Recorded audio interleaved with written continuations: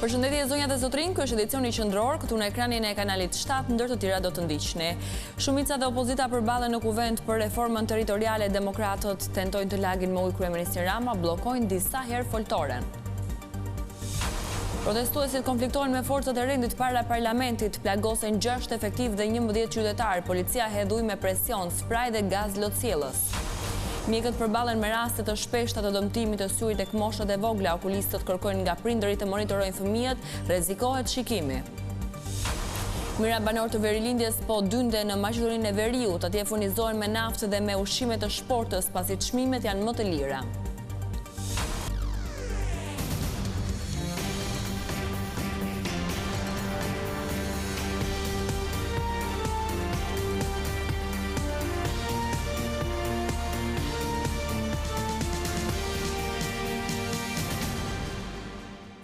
Do të vijmë më gjërësisht me lajme. Tensionet e forta janë rikthyer mes shumicës dhe opozitës në parlament pas pranisë në sallë të kryeministrit Rama.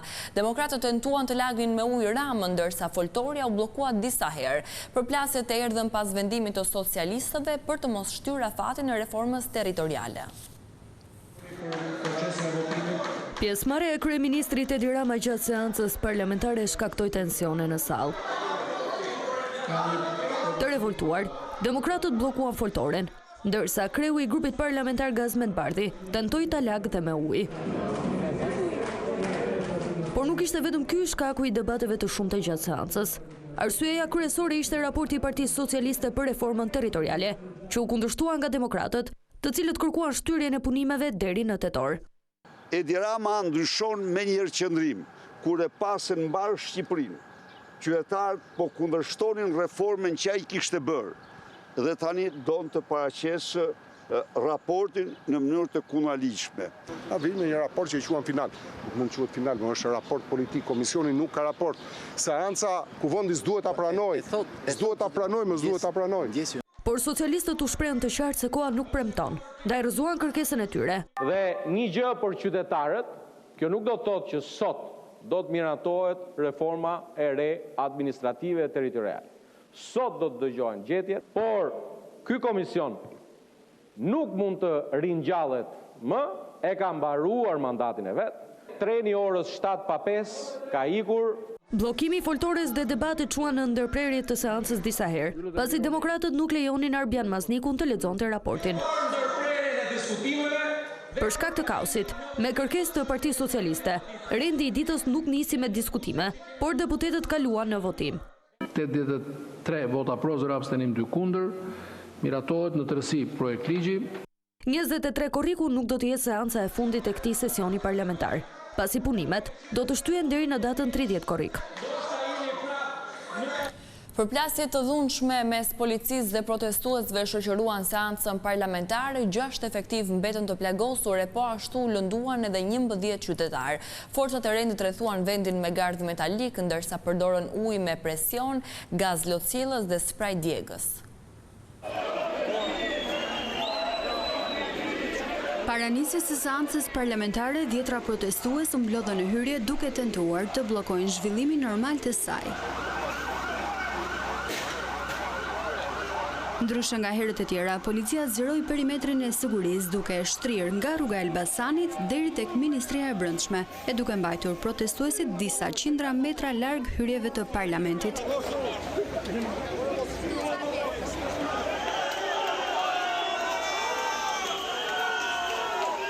Deputetët arritën të futen nga hyrja anësore pranë pedonales, ndërsa u pritën vetëm me thirrjet e protestuesve. Në pak minuta, situata u përshkallëzua pasi disa protestues gjuajtën me vezë dhe domate, por edhe sende të forta drejt policisë.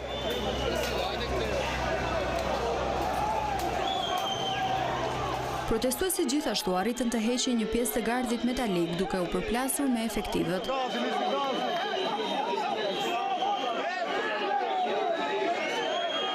Si pasojë përplasjeve, 6 punonjës së rendit mbetën të plagosur. Pamjet e njërit prej tyre i shpërndau edhe deputeti socialist Taulan Balla, i cili e quajti terrorizëm dhe jo protest tubimin para parlamentit.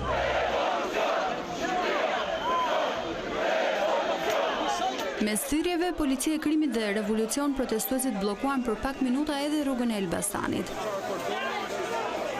Përplasjet me efektivët vijuan, ndërsa policia ju përgjigj turmës me ujë dhe spray djegës për ta shpërndar, por nuk mungoi as gazi lotësiellës. Për pasojë dhe disa persona pjesëmarrës në tubim mbetën të lënduar. Në QSUT janë paraqitur 10 protestues dhe vetëm 7 prej tyre po marrin ende trajtim mjekësor, ndërsa një tjetër ndodhet e trauma. Të gjithë janë jashtë rrezikut për jetën. Për shkak të tensioneve të vazhdueshme, ndërkohë policia ka shoqëruar disa prej pjesëmarrësve të akuzuar për aktet e dhunës. Gjatë debatit në parlament, Berisha mbrojti protestuesit duke akuzuar forcat e rendit se dhunuan brutalisht qytetarët, por socialistët thanë se kur gjekos punojësit e policisë kanë ngritur dorë kundër shtetit. Jehona e protestës jashtë parlamentit u zhvendos edhe brenda ambienteve të tij. Para nisjes së seancës, Berisha kërkoi shkrirjen e parlamentit si e vetmja zgjidhje ndaj kërkesave të qytetarëve. Ndaj dhe ne kërkojmë sot vetë shpalljen, shkrirjen e këtij parlamenti. Por në emër të grupit parlamentar socialist, Tauland Balla kërkoi që kuvendi të dënojë aktet e dhunës së protestuesve ndaj policëve. Ky grup parlamentar as ka vuajtur nga 12 qershori 1991 e deri më sot nga sindroma e Stockholmit. Ju vuani nga sindroma e Stockholmit, ku i përdhunuari bie në dashuri me përdhunuesin. Nuk do të tolerojmë që të goditen punojësit e policisë shtetit. Gjaku i punojësve të policisë shtetit është gjaku i vetë shtetit. Berisha denoncoi atë që e quajti dhunë policore ndaj protestuesve, duke akuzuar të majtët se nuk përfaqësojnë më vullnetin e qytetarëve. Denoj me forcën më të madhe brutalitetin, egërsinë ndaj protestuesve. I shpalli terrorist këtu, ne me kryetarin tuaj. A e kuptoni apo jo? Si mund të përfaqësoni ju qytetarët? Qytetarët i përfaqësojnë ata, të cilët kërkojnë tikë e një Rama. Më herët gjatë ditës, një incident u shënua në hyrjet e parlamentit. Deputeti Agron Shehaj nuk u lejua të futej brenda pasi ai është përjashtuar 30 ditë nga punimet e kuvendit. Shehaj tentoi të hynte duke thënë se afati kishte kaluar, por ai u ndalua me forcë nga punonjësit e gardës.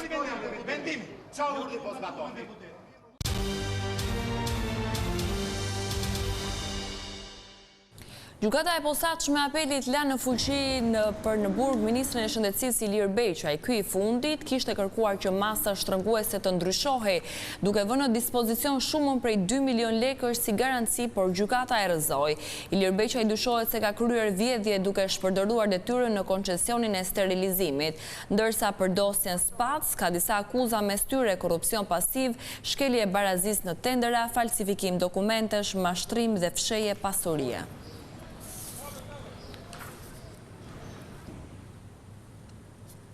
Mbetet e fushkrujës vjojnë të digjen duke sjellë ndotje të lartë në zonë. Situata mbetet kritike pasi vatra mbetet aktive me gjithë ndërhyrjen nga toka dhe ajri. Prej 3 ditësh me radhë në fshatin Halilaj të fushkrujës, vijon të jetë aktiv zjarri në fushën e vend të grumbullimit të mbetjeve. Pavarësisht përpjekjeve të vazhdueshme të forcave zjarfikse, tymi toksik vijon të mbuloj zonën. Edhe pse në vend të ngjarje ka ndërhyr helikopteri, vatra e zjarrit vijon të mbetet aktive. Ndërkohë shqetësim paraqet edhe vendodhja e depozitës së ujit të pishëm, aty pranë duke shtuar frikën për ndotje të rezervave ujore. Banorët u kërkojnë institucioneve që të ndërhyjnë me të gjitha format për fikjen totale të zjarrit dhe të fillojnë menjëherë monitorimin e ndotjes në këto zona.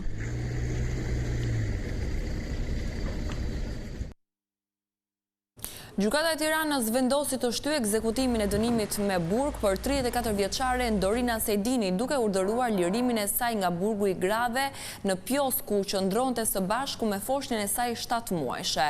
Tashmë nëna së bashku me fëmijën do t'i bashkohen edhe 2 fëmijë të tjerë të mitur të saj, më i madhi 7 vjeç dhe tjetri 2 vjeç e gjysmë.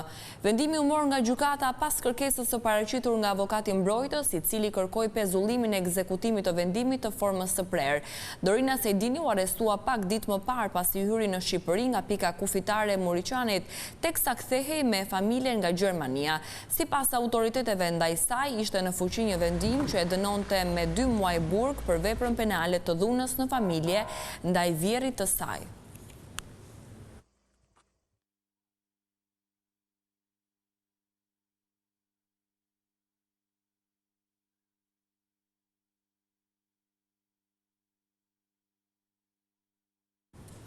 Kjo e njëjtë shënon ditën e 54 të tubimit antiqeveritar. Protestuesit janë duke u mbledhur në këto momente në sheshin Skënderbej e më pas do të marshojnë drejt selisë së qeverisë.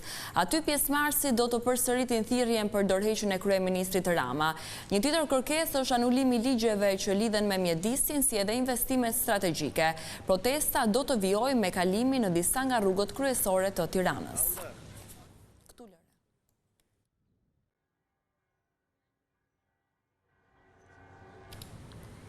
Mira banor të Dibrës dhe Bulqizës po shkojnë në Maqedoninë e Veriut për të furnizuar me naftë. Ata thonë se jo vetëm karburanti, por edhe ushqimet atje kushtojnë më lirë se në Shqipëri. Rritja ndjeshme e çmimit të naftës ditët e fundit në vendin ton ka bërë që qytetarët e qarkut Dibër, por jo vetëm, t'i drejtohen Maqedonisë së Veriut për të furnizuar makinat e tyre me naftë. Aktualisht në shtetin fqin një litër naftë tregtohet me 1,40 euro, ndërsa në vendin ton me 206 lek, afër 70 lek më shumë. Drejtuesit e mjeteve, por edhe qytetarët thonë se shkaku i daljes në Maqedoninë e Veriut nuk është vetëm çmimi i naftës, por edhe ushqimet e shportës. Sipas shoferëve, situata në Shqipëri është shumë e dobët, jo vetëm për çmimin e naftës, por edhe produkteve të tjera. Ata deklarojnë se shteti duhet të ndryshojë politikën e taksimit të naftës në mënyrë që qytetarët të mos dëmtohen nga çmimi shumë i lartë. Shqipëri mos pit, mos jenë ma thellë, mo. Se delgjis, 2010, 2007, 2008, në sekundin rojnë atë numër. Fajt i kena vetë, gjithë një. Edhe Kosovë, se unë të lënë në Kosovë, edhe në Kosovë është i njojti, si në Maqedoni. Edhe ku Kosovë është shumë shtetë i ri o burë. Nuk e di ma thellë me një, jo, po. Thonë që nafta bajt vend, thonë që janë, thonë që ne, banë full thefshin qafë. Maqedonia 90 denara, Shqipëri 2006 lekë është, po. Nafta duhet të jetë më lirë. Shqipëri se e ka edhe naftën e vetë, duhet krejt gjëtë më lirë, duhet ndryshojë Shqipëria. Nafta është shumë lirë është ati në Maqedoni. Dhe i hedhim naftën, sigurisht dhe mbushim plot që ta kemi për ca ditë në Shqipëri. Kjo nuk na do thush si qatë nëzjerë kjo. Kjo të nëzjerë atë, shpenzimet e ditës. Shteti nuk funksionon fare në asnjë drejtim. Kjo është ushqimet po, rrogat e vogla po, çdo gjë naftën më të lartë, çdo gjë negative. Çmimet Shqipëri janë narta shumë. Duhet pak t'i ulin, qeveria duhet mori masa. Se janë çmimet e narta. Sa më shpejt. Çmimet e narta, njerëzit s'kan lek. Lartë, nuk është se vi vetëm për naftë. Po, Maqedoni, Shqipëri janë si nata me ditën. Tash neve kemi problemet tona që të shkojmë në Dibër të Madhe, që andaj pasaj në difuzim pak naftë. Edhe shifë sa është rrava këtu veç për naftë shkojnë njerëzit atje, se këtu është shumë shtrenjtë, 2006 lekë. Edhe ushqimet janë shumë shtrenjtë në Shqipëri. Veç për naftë, s'ka. Këtu është shumë shtrenjtë, çdo gjë. Në Maqedoni, këtu në Dibër të Madhe, u vin nga Tirana. Edhe që s'ka të marrë një halë, se nafta është shumë lirë, 1,40 me euro, i be 1,30, 1.300 me tonë. Aktualisht, Shqipëria ka çmimin më të lartë të karburanteve në rajon. Bizneset e vogla e të mesme mund të përfitojnë nga nisma e qeverisë për zgjerimin e aktivitetit. 250 milion euro janë vënë në dispozicion të sipërmarrësve, e po ashtu shteti mbulon deri në 70% të kolateralit. Qeveria vijon promovimin e nismës Dyfisho biznesin tënd, ku zëvendës kryeministri Albana Koçiu nga një kompani private ftoi bizneset të aplikojnë. ndërkohë që janë deri në 2 milion euro të cilat janë në dispozicion për t'i përfituar bizneset që do duan të aplikojnë, ndërkohë që nga ana tjetër kemi 70% të kolateralit që mbulohet nga qeveria shqiptare nëpërmjet garancisë sovrane, dhe ndërkohë kredia që merret është një kredi me një interes 2%, 2 deri në 3%, pra shumë interes i lehtësuar për një afat koshtriri deri në 10 vjet. Përveç rritjes së kapaciteteve të bizneseve, pritshmëria është që kjo skem të ndihmojë kompanitë shqiptare në rritjen e standardeve për të bërë pjesë e tregut evropian. Sfida tjetër e jona është edhe për afrimi me standardin evropian dhe të qenurit brenda tregut evropian. Kështu që edhe bizneset tona do duhet që të përshtaten edhe të jenë në linjë me kërkesat e Bashkimit Evropian. Patjetër, ajo që tha Martini akoma më e rëndësishme këtu, pra nëse prodhoni produkte për eksport, do duhet që ajo që ju prodhoni këtu të jetë sipas standardeve që kërkon Bashkimi Evropian. Kjo nismë është e hapur për bizneset që nga muaji maj i këtij viti dhe pritet të zgjasë deri në nëntor të vitit 2027. Mjekët përballen me raste të shpeshta të dëmtimit të syrit tek fëmijët në moshat e vogla. Okulistët kërkojnë nga prindëri që të mbajnë në monitorim çdo problem që shfaqet, pasi ato mund të rrezikojnë shikimin.